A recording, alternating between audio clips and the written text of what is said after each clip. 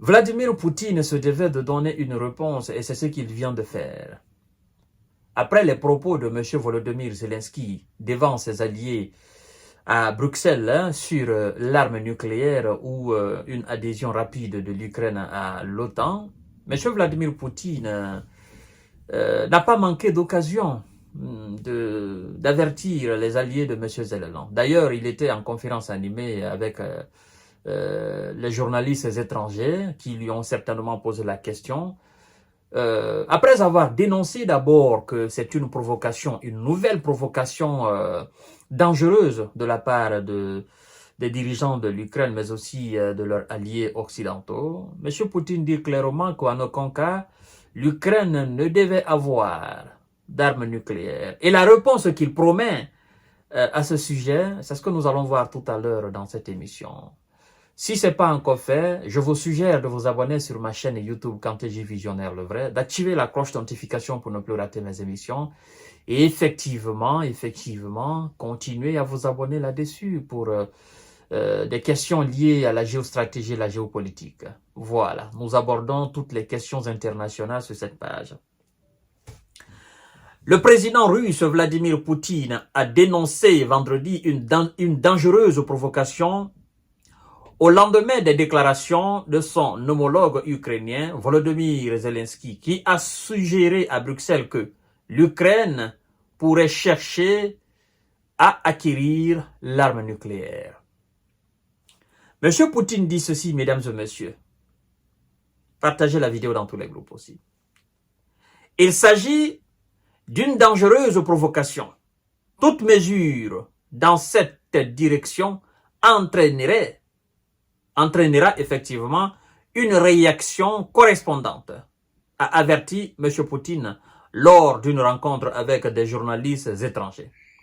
La Russie ne permettra en aucun cas l'Ukraine d'acquérir des armes nucléaires, a-t-il affirmé selon l'agence de presse TASS. Et pour revenir, mesdames et messieurs, M. Zelensky avait déclaré jeudi à Bruxelles que son pays pourrait chercher à se doter d'armes nucléaires pour parvenir à une forme de dissuasion, faute d'une adhésion à l'OTAN. Il a dit ceci. Soit l'Ukraine dispose d'armes nucléaires qui lui serviront de protection, soit elle doit faire partie d'une forme d'alliance, a déclaré le président ukrainien. Il dit, je cite, en continuant, « Nous ne connaissons pas d'alliance aussi efficace que l'OTAN, a-t-il ajouté. Évidemment, il faut qu'il fasse l'apologie de l'OTAN. Mais nous ne sommes pas bêtes, nous ne sommes pas dépourvus de sens, de bon sens et de conscience et d'intelligence. Nous sommes intelligents. Si l'OTAN était aussi une alliance très efficace et très importante comme M. Zelensky prétend, ben, on devrait le sentir sur le terrain dans son pays. Mais puisque l'OTAN est moins efficace que la Russie n'est pas une alliance. La Russie est un pays. Vous voyez? Donc, et ce n'est pas l'alliance de la Russie fait partie d'une alliance, mais elle-même n'est pas une alliance. Elle fait partie des membres de BRICS, les membres fondateurs de BRICS. Elle est dans cette alliance-là, dans cette organisation. Et ce n'est pas cette organisation qui fait face au bloc occidental sur le terrain. Non, c'est la Russie elle seule qui est en train de neutraliser les Occidentaux, qui est en train de neutraliser l'ensemble des plus de 40 ou 50 pays membres de l'OTAN ou alliés des États-Unis sur le terrain en Ukraine. Et donc, quand M. Zelensky dit qu'il ne connaît pas d'alliance aussi efficace que l'OTAN, moi je lui poserai la question de savoir, mais écoutez, vous ne faites pas face à une alliance, vous faites face à un pays, un seul pays. Alors, si ce que vous appelez efficace alliance OTAN n'est pas efficace face à la Russie, alors il ne faudrait pas attirer la colère de l'alliance alors de la Russie sur le terrain en Ukraine. Parce que dans cette alliance, il y a des puissants, il y a la Chine, il y a l'Iran, il y a la Corée du Nord, il y a l'Afrique du Sud, il y a le Brésil, il y a l'Inde, et je ne veux même pas citer ceux qui sont sur la liste d'attente pour intégrer cette organisation, cette alliance. Juste que la Russie vient de signer une alliance avec la Corée du Nord. Et c'est ce qui est en train de faire bruit là. La Corée du Nord, on dit qu'elle a envoyé des soldats sur le terrain en Russie, pas en Ukraine, à ce que je sache. Pas en Ukraine, mais en Russie. Parce que jusqu'à présent, ceux qui affirment que la Corée du Nord a envoyé des soldats sur le champ ne peuvent pas nous donner d'image de soldats coréens sur le territoire ukrainien. Mais en Russie. Et la Russie a signé des accords stratégiques, forme d'alliance avec la Corée du Nord. Et donc, M. Zelensky, Vladimir Poutine vient de vous dire que vous ne pouvez pas avoir d'armes nucléaires. Et que toute manœuvre dans cette direction aura une réponse correspondante. Je ne sais pas si vous comprenez le français, M. Zelensky, mais vous comprenez certainement le russe, parce que Vladimir Poutine a parlé en russe. Et vous parlez parfaitement le russe. D'ailleurs, la quasi-totalité des Ukrainiens parlent le russe.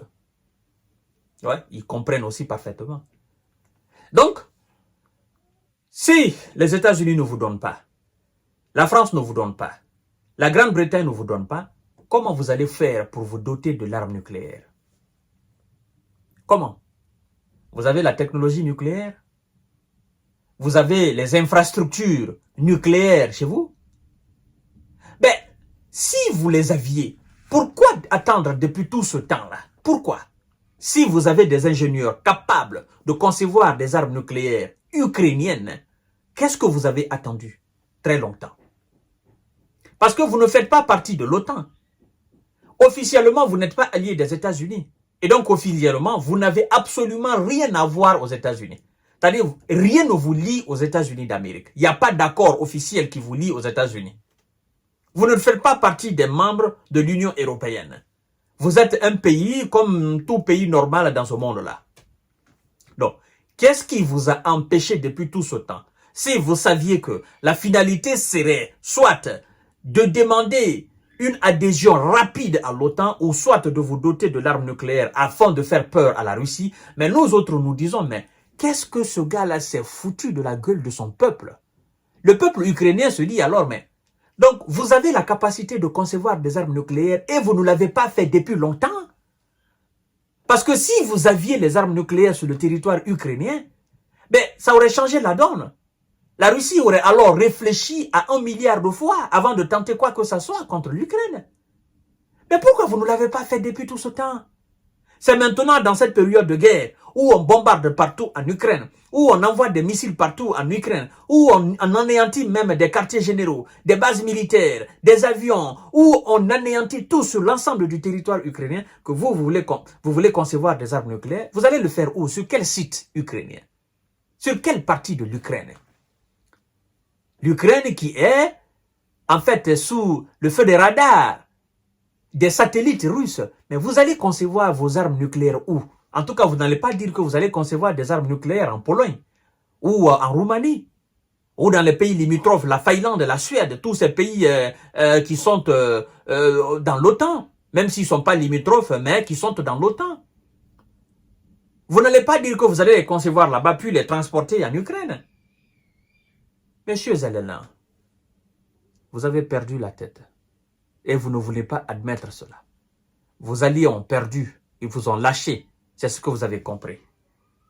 Et vous vous dites, je vais essayer de faire du chantage et s'ils ne comprennent pas, ben je vais passer à une autre vitesse. En fait, moi je veux voir la limite de Zelensky dans sa folie. Et je voudrais qu'il fasse une folie ultime qui va mettre fin à toute cette situation dans son pays. La folie ultime, c'est quoi? C'est-à-dire, cette folie ultime va pousser M. Biden, même son dernier jour, à obéir aux injonctions de M. Volodymyr Zelensky. Va pousser aux alliés de Zelensky sur le continent européen à obéir effectivement aux injonctions de Zelensky. La dernière folie, ce que j'appelle la dernière folie de Zelensky, vous savez c'est quoi? En fait, Zelensky appelle un à un les chefs d'État des différents pays qui le soutiennent, à savoir les États-Unis, la France, l'Allemagne, la Grande-Bretagne, les cadors là, ces dinosaures là qui le soutiennent, il les appelle tous, à commencer par le patron de la Maison Blanche. Il lui dit, demain, je vais appeler Vladimir Poutine et je vais lui dire que nous déposons les armes. Ça sera la dernière folie de Zelensky. Mais une folie extrême. Et ça va mettre fin à toute cette situation dans son pays. Il appelle M. Biden et dit, bon, puisque j'ai tout fait, vous n'avez pas compris, moi demain, je appelle Vladimir Poutine. Je lui dis que je dépose les armes. Il finit, il appelle Macron. Il finit, il appelle Olaf Scholz. Il finit, il appelle Steinmeier. Il finit, il appelle le président du Conseil européen, Charles Michel. Il finit, il appelle la dame von der Leyen. Il finit, il appelle le patron même, le secrétaire général de l'OTAN, l'ex-premier ministre, je crois bien, néerlandais. Il appelle tous ces gens, il leur dit, demain, j'appelle Vladimir Poutine, je lui dis, monsieur le président, je dépose les armes.